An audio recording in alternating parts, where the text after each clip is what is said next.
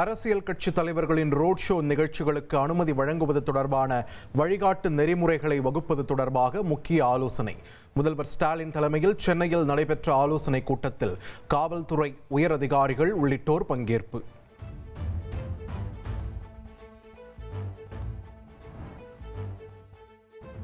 தாயுமானவர் திட்டத்திற்கான வயதை 70 இருந்து 65 தளர்த்தி தமிழ்நாடு அரசு உத்தரவிட்டுள்ளது. திட்டத்தின் கீழ் மாற்றுத்திறனாளிகள் மற்றும் முதியோர் இல்லத்திற்கே சென்று ரேஷன் பொருட்கள் விநியோகம் செய்யப்படுகிறது.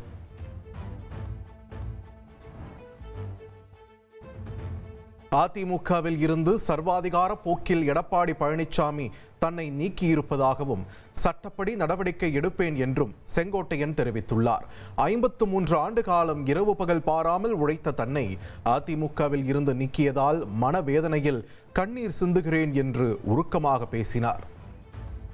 அடுத்த கட்ட நடவடிக்கை முதலில் என்னுடைய உறுப்பினர் பதவியை விதியின் அடிப்படையில் இல்லாமல் சர்வாதிகார போக்காக நீக்கப்பட்டிருக்கு நாங்கள் விளக்கம் கேட்க இருக்கிறோம். தற்காலிக பொதுச்செயலாளரை 53 ஆண்டு காலம் தலைவர் காலத்திலிருந்து நான் தீவிர உறுப்பினராக இருந்த என்னையே நீக்கப்பட்டிருக்கிறது என்பது கேள்வியாக வழக்கறிஞர் மூலமாக வழக்கு தொடர்கிறேன். விதிகளின்படியே செங்கோட்டையன் அதிமுகவில் இருந்து நீக்கப்பட்டிருப்பதாக கட்சியின் பொதுச் செயலாளர் எடப்பாடி பழனிசாமி விளக்கம் அளித்துள்ளார். கடந்த 6 மாதங்களாக கட்சிக்கு விரோதமாக செயல்பட்டதால் அதிமுக நிர்வாகிகளுடன் ஆலோசித்துதான் நடவடிக்கை எடுக்கப்பட்டதாகவும் கூறினார். திரு செங்கோட்டையன் அவர்கள் கிட்டத்தட்ட ஒரு 6 மாத காலமாக அவருடைய நடவடிக்கையை கட்சிக்கு எதிராகத்தான் இருந்து கொண்டிருந்தது.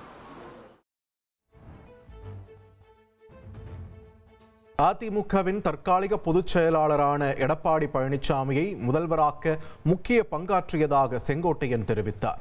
இபிஎஸ் எடுத்த தவறான முடிவுகளால் தேர்தலில் அதிமுக வெற்றி வாய்ப்புகளை இழந்ததாகவும் குற்றம் சாட்டினார். அவர் எடுத்த முடிவின் காரணமாக, பல்வேறு சோதனையின் காரணமாக கழகம் வெற்றி வாய்ப்பை இழந்த நிலையும் நாம் கண்கூடாக பார்த்திருக்கிறோம். ஆனால் புரட்சித் தலைவருடைய வாழ்க்கை வரலாற்றை பார்க்கின்ற போது தோல்வி என்பதே அவர் வரலாற்றில் இல்லை என்ற வரலாற்றை படைத்தவர்.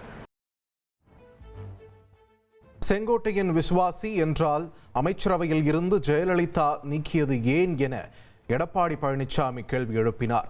செங்கோட்டையனுக்கு அமைச்சர் பொறுப்பு வழங்கியதே நான் தான் என்றும் விளக்கம் அளித்தார். அம்மாவே பதவி புரிச்சிட்டாங்களே, அம்மாவே 2015 நினைக்கிறேன், அவர் 14லயே அவரை வைத்த அந்த அமைச்சர் பதவியை விடுவிச்சுட்டாங்களே. நாங்கள் 21 வந்த பிறகு நாங்களும் அவர் இருந்தார் இருக்கும்போது தானே உங்களுக்கு கையெழுத்து போட்டு கொடுத்தோம். கொடநாடு வழக்கில் இபிஎஸ் மீது திமுக நடவடிக்கை எடுக்காதது ஏன் என செங்கோட்டையன் கேள்வி எழுப்பியுள்ளார்.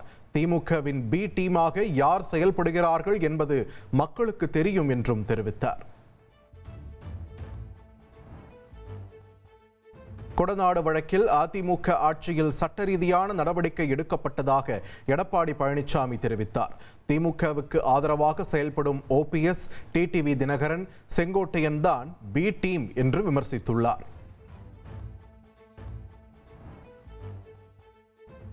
அதிமுகவில் எல்லோரையும் ஒருங்கிணைக்கும் நோக்கில் ஓபிஎஸ், சசிகலா, டிடிவி தினகரனை சந்தித்தேன்.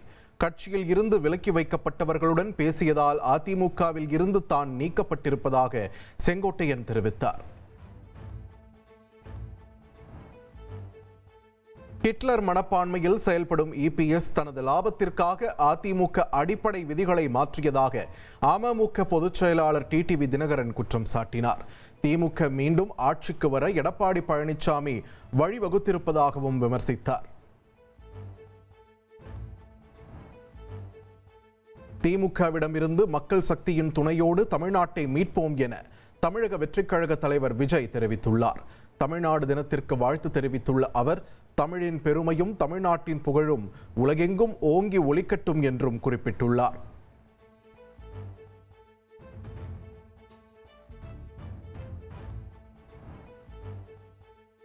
மக்களை பிரித்தாளும் சூழ்ச்சியில் மத்திய பாஜக அரசுக்கு முதல் பரிசு கொடுக்கலாம் என்று அமைச்சர் சேகர் பாபு விமர்சித்துள்ளார்.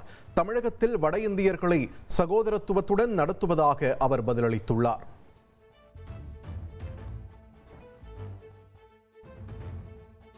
கரூர் துயரச் சம்பவம் நடந்த வேலுச்சாமிபுரத்தில் 2வது நாளாக சிபிஐ அதிகாரிகள் ஆய்வு செய்து வருகின்றனர்.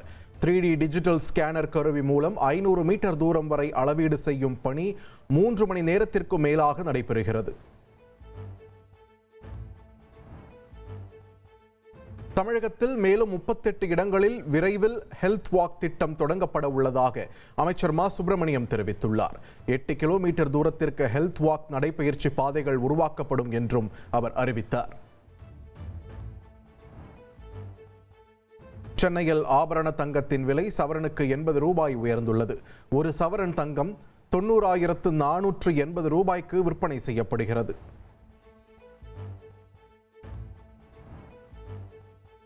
உயர்நீதிமன்ற உத்தரவுப்படி வால்பாறையில் இ-பாஸ் நடைமுறை அமலுக்கு வந்தது.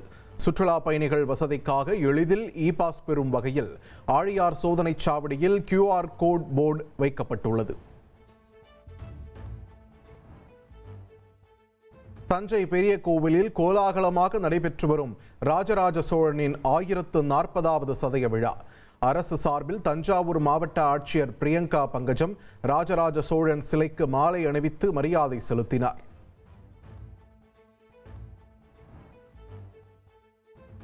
LVM-3 ராக்கெட் மூலமாக CMS-03 செயற்கைக்கோள் நாளை விண்ணில் பாய்கிறது. 4400 கிலோ எடை கொண்ட இந்த செயற்கைக்கோள் இதுவரை புவிவட்ட சுற்றுப்பாதைக்கு ஏவப்பட்டதிலேயே அதிக எடை கொண்டதாகும். நாளை விண்ணில் ஏவப்பட உள்ள CMS-03 செயற்கைக்கோளின் பயணம் வெற்றியடைய இஸ்ரோ விஞ்ஞானிகள் திருப்பதி ஏழுமலையான் கோவிலில் வழிபாடு நடத்தினர். இஸ்ரோ தலைவர் நாராயணன் உள்ளிட்ட விஞ்ஞானிகள் குழுவினர் செயற்கைக்கோளின் மாதிரியை ஏழுமலையானின் திருவடிகளில் சமர்ப்பித்து வேண்டிக் கொண்டனர். திருவள்ளூர் மாவட்டம் மீனவர்கள் நாளை கடலுக்கு செல்ல தடை விதித்து மீன்வளத்துறை உதவி இயக்குனர் உத்தரவிட்டுள்ளார். ஸ்ரீஹரிகோட்டாவில் இருந்து நாளை ராக்கெட் ஏவப்பட உள்ளதால் அசம்பாவிதங்களை தவிர்க்கும் பொருட்டு முன்னெச்சரிக்கை நடவடிக்கை. பிரதமர் நரேந்திர மோடி ஒருநாள் பயணமாக சத்தீஸ்கர் மாநிலத்திற்கு சென்றுள்ளார். 14,260 கோடி ரூபாய் மதிப்பிலான திட்டங்களை பிரதமர் மோடி தொடங்கி வைத்தார்.